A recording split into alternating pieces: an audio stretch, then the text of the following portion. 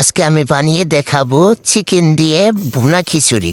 প্রথমে মুগ ডালগুলো 1 কাপ পরিমাণ নিয়ে ভেজে নেব। তারপর একটি প্যানে দারচিনি, এলাচ, তেজপাতা দিয়ে তেল গরম হয়ে আসলে দিয়ে দিব 1 কাপ পেঁয়াজ কুচি।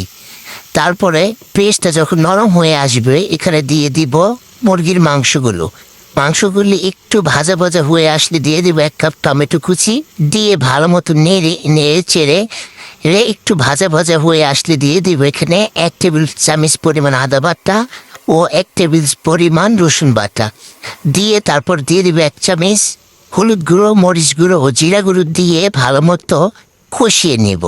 কষানো হয়ে গেলে এখানে যখন তেলটা উপরে ভেসে আসবো তখন দিয়ে দিব চালে 1 কাপ পরিমাণ মুগ ডাল ও মসুর ডাল, আর আমি এখানে হাফ কেজি পরিমাণ পোলার চাল নিয়ে ভালো মতো নেড়ে চেড়ে যখন একটু ভাজা ভাজা হয়ে আসবে চালটা, তখন এখানে গরম পানি পরিমাণ মতো দিয়ে দিব, দিয়ে ঢেকে দিব। এই তো হয়ে গেছে আমার খিচুড়ি, একদম ঝরঝরে ভুনা খিচুড়ি। এইটা এখন আমি পরিবেশন করে নিব।